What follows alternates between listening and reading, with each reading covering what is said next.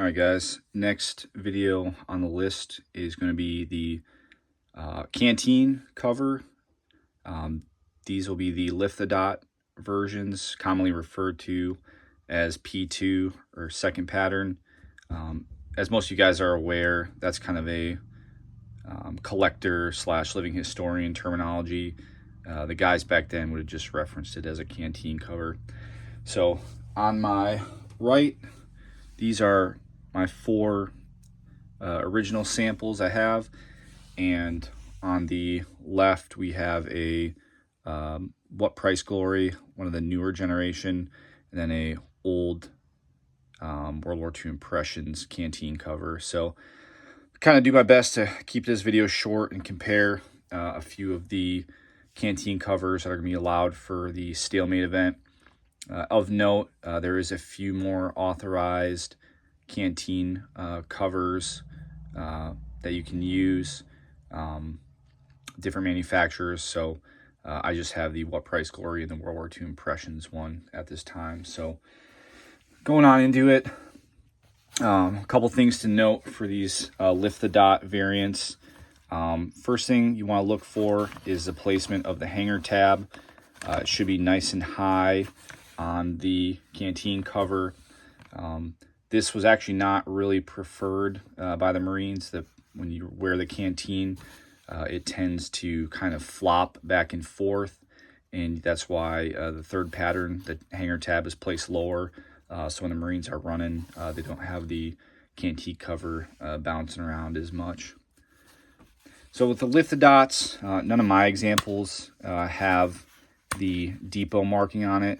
All the canteen covers for the Marine Corps were produced by the Philadelphia Depot and will have a marking somewhere, usually under the lift the dot snaps, to signify that they were manufactured at the depot. Next, I have this Unis marked 4th Marine Division 1. Obviously, for stalemate, we will not be utilizing Unis markings. This one's pretty faded out. Got some repairs, probably post-war, but nevertheless, pretty cool piece right there.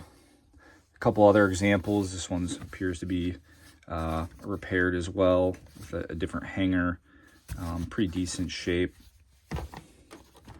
And then this one just has the guy's initials with a broken hanger on there. So when you're evaluating reproductions, first and foremost, look for the hanger placement. This World War II Impressions one isn't terrible, probably could be brought up a little bit. And the biggest thing is it utilizes the Army version of the hanger wire itself. So not a huge deal, but you know, in our line of work, every detail counts. So you can see there's quite a bit of difference in the size or the shape of the hanger tab. The original is just a lot more, I guess, profound, like an upward angle, and the reproduction appears to be more rounded, similar to the Army ones. Of note, these old World War II Impression ones tend to pop up on the eBay quite often, and the biggest thing that you need to do to evaluate it, to make sure it's not a fake, or if you're trying to identify that it's a reproduction, is Juan, he'll always stamp the bottom of his canteen covers.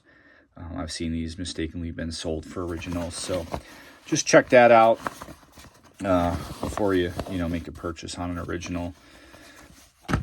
Here's the What Price Glory. I think Jerry and the team did a good job with these. The lift the dot snaps don't have any crazy font or anything on there. Hanger tab is nice, high placed. Uses a proper Marine Corps wire for that. Fits in there really well with a canteen and canteen cup. For our events, I usually recommend the M1910 style canteen versus the newer, like, Bakelite capped ones. So this one's been weathered pretty good. Once again, just dunk it in the ocean, let it sit, or make a saltwater mixture. But yeah, these are the two reproductions that I own. These two will be authorized for use at stalemate. I just kind of wanted to once again show you guys the them compared to originals. I think the coloring is good on both of them.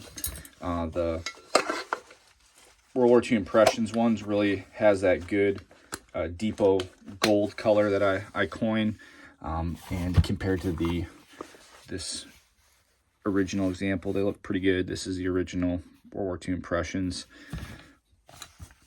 Here's the What Price Glory, up to one of the more worn canteens. That one looks pretty good and also matches up very well with this one.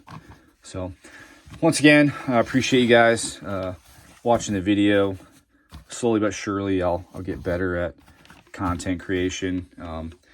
Not really too concerned about the aesthetics of the video, more concerned about the information that's being put out. So appreciate it, guys. Take care.